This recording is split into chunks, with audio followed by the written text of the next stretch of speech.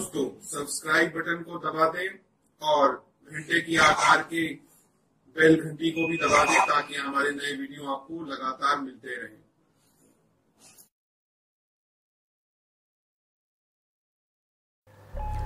नमस्कार दोस्तों, धर्म रहस्य चैनल पर आपका एक बार फिर से स्वागत है। जैसे कि हमारी जिनसेन की प्रतिमा और नंदों के खजाने से संबंधित कहानी चल रही है। अभी तक आपने 2 भागों में जाना है कि किस प्रकार से कृतिका भानुदेव की परीक्षा ले रही थी। उसके कौमार्य की परीक्षा लेना उसके लिए अत्यंत आवश्यक था, इसलिए उसने पूरा ही एक मायाजाल रचा, एक षड्यंत्र रचा जिसमें उसे नग्न होकर के उनके सामने सोना था। वह कामुकता की इस परिभाषा को जानती थी कि कोई भी पुरुष इस वार से बच नहीं सकता है। अगर यह पूर्ण ब्रह्मचारी न हुआ तो भानुदेव निश्चित रूप से उसके जाल में फंस जाएगा। और उसका एक मित्र उस जाल में फंस भी गया, जिसको उसने दंड भी दे दिया। लेकिन भानुदेव फंसने को तैयार नहीं था। उसके गर्दन से चिपकी हुई नग्न शरीर में भी वह अभी भी कोशिश कर रही थी। उसे बहुत ही अच्छा लग रहा था कि यह पुरुष पूरी तरह से अपने आप को नियंत्रित कर सकता है। लेकिन उसने सोचा कि अभी इसकी पूरी परीक्षा होनी बाकी है, क्यों ना मैं इसकी पूरी परीक्षा लूं और भी आगे इस कहानी को बढ़ाऊं। तभी उसने कहा कि मुझे बहुत जोर भय लग रहा है, कहीं कोई सर्प मुझे काट ना ले। भानु ने कहा, नहीं, आप चिंता नहीं कीजिए, मैं आपको इसी प्रकार अपने गले से लगाए रखूंगा और एक भी क्षण इधर उधर पैर रखने नहीं दूंगा। अगर आपका पैर इधर उधर पड़ गया तो सर्प आपको भी काट सकते हैं। मेरे दोस्त का जो बुरा हाल हो गया है वह सब शायद उस श्राप की ही वजह से है जो आपको आपके जीवन काल में मिला था। इस पर हामी भरती हुई कृतिका ने कहा, हाँ, यह बात बिल्कुल सही है। आप कैसे इस मुसीबत से निकलेंगे? और जब कभी मुझे सर्प काट लेते हैं तो इसका एक ही उपचार होता है। उसने पूछा, क्या? गीले कपड़े से मेरे शरीर को पोंछा जाए और रात भर मेरे मस्तक पे पट्टियां बांधी जाए, क्योंकि मेरा शरीर बहुत ही ज़्यादा गर्म हो जाता है। ज्वर मुझे बहुत तीव्रता से लग जाता है और उस ज्वर के कारण मेरा शरीर बहुत ही ज़्यादा गर्म हो जाता है। मैं पूरी कोशिश करती हूँ मैं सही हो जाऊँ। एक वैद्य ने मुझे यह तरीका बताया था, वह मांत्रिक भी था। उसने कहा था, तुम्हारे शरीर को गीले कपड़े से लगातार पोंछना होगा, शरीर के हर अंग को पोंछना जारी रखना होगा, तभी तुम्हारे प्राण रात भर बच सकते हैं। और वह मुझे एक मंत्र देता था, मैं उसका जाप करती रहती थी। चलो, आज तो ऐसी स्थिति कम से कम नहीं है। इतना ही कहना था कि अचानक से दोनों एक तरफ गिर पड़े। वजह थी उस जमीन पर फिसलन का होना। फिसलन पर गिरते ही भानु तो सही जगह गिरा, लेकिन उससे दूर छिटक के कृतिका ऐसी जगह गिरी जहां सर्प के ऊपर उसका हाथ जोर से जाके लगा। सर्प ने तुरंत ही उसे डस लिया। यह देख करके भानु बहुत ही चिंतित हो गया। भानु ने कहा कि अब तो इसकी मृत्यु हो जाएगी और तुरंत ही उसकी तरफ दौड़ा। तब तक सारे सर्प वहां से भाग चुके थे। जैसे ही उसने कृतिका के बदन को छुआ, कृतिका का शरीर गर्म हो चुका था। उसके हाथ को पकड़कर उसने जब देखा तो शरीर गर्म होता जा रहा था और लगातार उसका गर्मी बढ़ती जा रही थी शरीर की। यह देख करके ऐसी अवस्था को जब उसने समझा तो वो कहने लगा, तुमने जो कहा था क्या केवल एकमात्र वही उपचार है?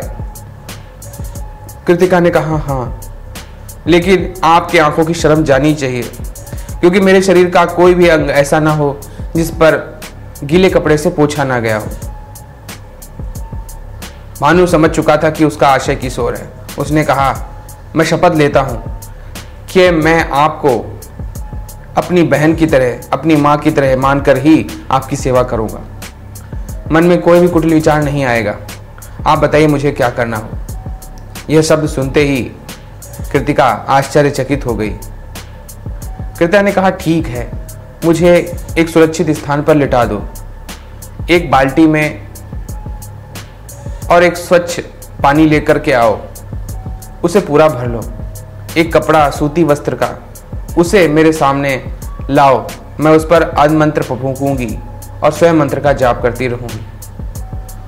उस गीले कपड़े से मेरे शरीर के हर अंग को लगातार पोंछते रहना। कोई भी ऐसा स्थान ना हो जहां पर तुम उस गीले कपड़ों से मेरे शरीर को ना पोंछो। भानुदेव के सामने विचित्र समस्या थी। अभी तक उसने किसी स्त्री का नग्न शरीर ही नहीं देखा था और यहाँ पर तो उसे पूरे शरीर की सफाई करनी थी। लेकिन जैसे परिचारक कार्य करते हैं, वही मन में भावना रख करके, अपने गुरु को याद करके, अपने इष्ट को भगवान महादेव को याद करके उसने कहा, जिस प्रकार भगवान स्वयं ब्रह्मचारी हैं, उनका ब्रह्म तप महान है और उनके जैसा कोई भी नहीं है।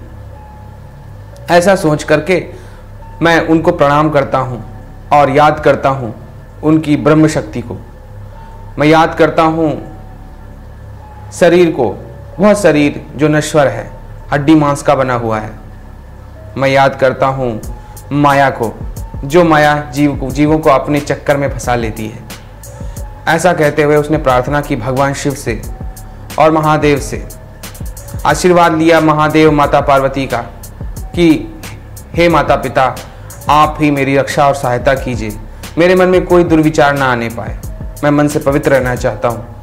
अभी तक मैंने अपने आप को पूरी तरह से पवित्र रखा है, लेकिन मन के विचार भी मेरे मन में नहीं आने चाहिए। ऐसा सोच करके उसने प्रार्थना की और शुरुआत की।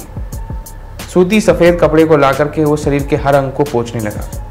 इधर मांत्रिका कृतिका अपने मंत्रों का जाप हल्के हल्के बुदबुदाते हुए करने लगी। शरीर के सारे अंगों से तात्पर्य है उसके अंदरूनी अंगों का भी था। शरीर के हर ओर वह कहती, कभी मुझे पीठ के बल लिटा दो, कभी पेट के बल लिटा दो, लेकिन शरीर के हर अंग को पोंछते जाओ। और जैसे ही वो हल्का सा कपड़ा लगाकर उस जगह को पोंछता, वहाँ हल्की सी भाप निकलती थी। इससे यह भी स्पष्ट था कि उसका शरीर उस जगह ठंडा पड़ता था। अगर वो इस प्रकार कपड़े का प्रयोग नहीं करेगा तो वो इतनी अधिक गर्माहट उसके शरीर में आएगी कि उसकी मृत्यु हो सकती है। विचित्र परिस्थिति में पड़ा हुआ भानुदेव अपनी पूरी कोशिश करता रहा और लगातार उस कार्य को संपादित करता रहा। अंततोगत्वा धीरे धीरे करके वह रात बीत गई। सुबह होते ही वह एक तरफ लुढ़क गया, अर्थात उतना थक चुका था कि उसे नींद आ गई। जब उठा तो उसका सिर कृतिका की गोद में था। कृतिका उसके चेहरे को और उसके माथे को अपनी उंगलियों से फेर रही थी। और जैसे वो उठा, उसने सामने खूबसूरत सा एक चेहरा देखा जो कृतिका का था। तुरंत ही उसने उठकर उन्हें प्रणाम किया, कहा, देवी आप स्वस्थ हो गई? कृतिका ने कहा, हाँ, देखो मैं स्वस्थ पूरी तरह से हूँ और मैंने यह गहरे लाल रंग के वस्त्र भी पहन लिए हैं। तुम सचमुच में महान हो। तुम जैसा दूसरा पुरुष इस धरती पर इस समय मौजूद नहीं है। तुमने जिस तरह से रात भर मेरी सेवा की है, ऐसा भला कौन पुरुष कर सकता है? और ऐसा नहीं है कि कोई पुरुष कर नहीं सकता, लेकिन अपनी गरिमा और मर्यादा को त्यागे बिना ऐसा करने वाला पुरुष शायद ही इस दुनिया में कहीं होगा। मैं तुमसे बहुत ही खुश हूँ। बस मेरा एक और कार्य तुम्हें संपादित करना होगा। तब एक बार फिर से उसने पूछा कि क्या और कौन सा कार्य आप मुझे सौंपना चाहती हैं? उसने कहा कि मुझे एक कार्य में आपकी सहायता चाहिए।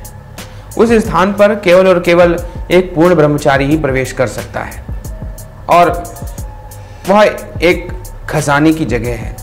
धन का एक साम्राज्य सा वहां पर बना हुआ है। उस धन को निकालने के लिए आप जैसा कोई पुरुष ही होना चाहिए जो पूरी तरह से ब्रह्मचारी हो।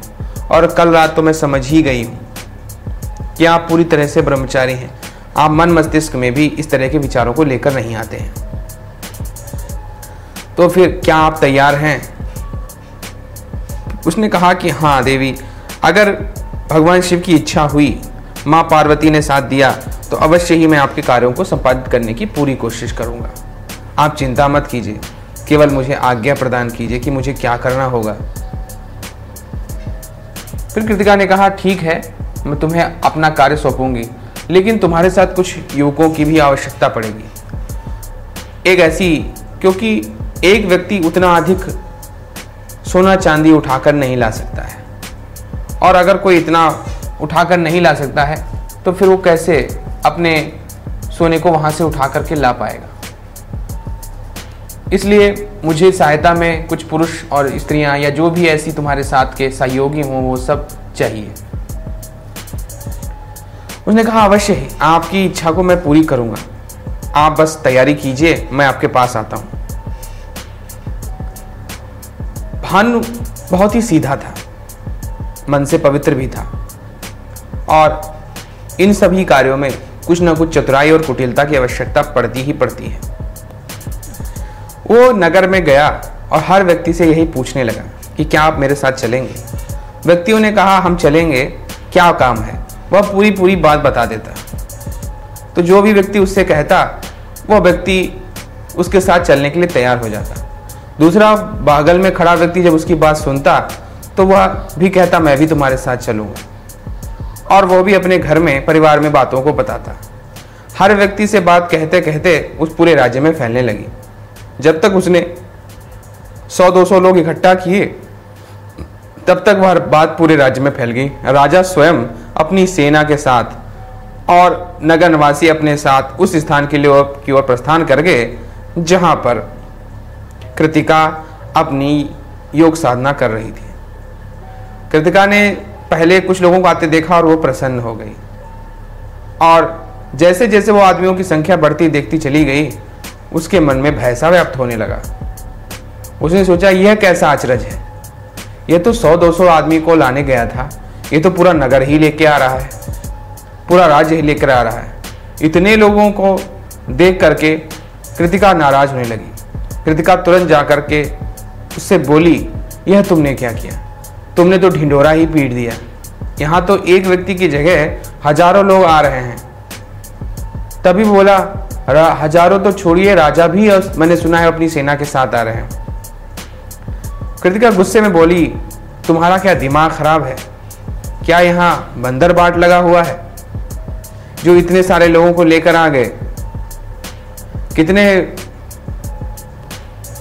कम बुद्धिमान हो तुम। यह सब बातें गोपनीय रखी जाती हैं, तुम जितने सीधे हो उतने ही भोले भी हो। तुमने पूरे नगरवासियों को ही आमंत्रण दे दिया, अब भला कैसे वो खजाना निकलेगा, और अगर निकलेगा भी तो कितना कितना मैं सबको बांटूंगी। इस पर उसने कहा आप चिंता ना कीजिए, थोड़ा बहुत जितना मिले उसमें सब्र करना चाहिए, जिसको जिसको मिलता है उसको उसको लेते जाइएगा। इस पर कृतिका ने अपना सिर पकड़ लिया और सोची अब क्या करूं, ऐसी मुसीबत में डाल दिया इसने। तभी तक रणभेरी की आवाज सी गूंजती हुई आ रही थी, यानी कि राजा अपनी सेना के साथ आ रहा था। राजा को देखकर कृतिका भी घबरा गई। कृतिका ने सोचा अगर इन लोगों को मैं भगाती भी हूँ, तंत्र विद्या का प्रयोग भी करती हूँ, तो इतनी अधिक संख्या है कि अंततोगत्वा मैं मारी ही जाऊंगी, इसलिए मुझे राजा का स्वागत करना ही पड़ेगा। और उसने राजा का स्वागत किया। राजा सिंहासन लगाकर उसकी कुटी के अंदर ही बैठ गया। उसके साथ में मंत्रणा देने वाले अन्य बहुत सारे मंत्री लोग भी थे।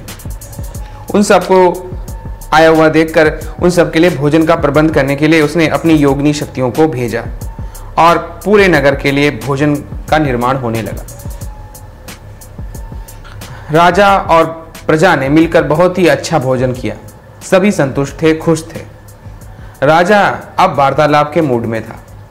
उसने वार्तालाप शुरू किया और पूछा हे देवी, आपने बताया है कि आप किसी खजाने की खोज में हैं, कहाँ है खजाना और उस खजाने को किस प्रकार से प्राप्त किया जा सकता है। कृतिका ने कहा अब क्या करूं मैं, चलो अब तो बताना ही पड़ेगा सारी बात, सारा रहस्य।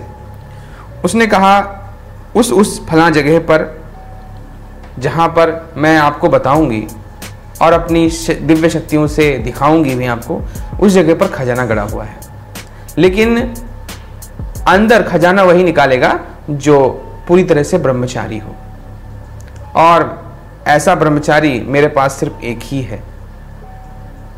राजा ने कहा ठीक है, तो फिर कब निकलने की तैयारी है। उस पर सबने कहा ठीक है, कल प्रातः ही निकला जाएगा। और फिर वह गंगा नदी के किनारे एक विशेष स्थान की ओर प्रस्थान कर गए। सुबह का समय था और धीरे धीरे करके जब वहां सब लोग पहुंच गए, इकट्ठा हो गए, तो ऐसा लग रहा था जैसे कि पूरा नगर गंगा नदी के किनारे आ चुका है।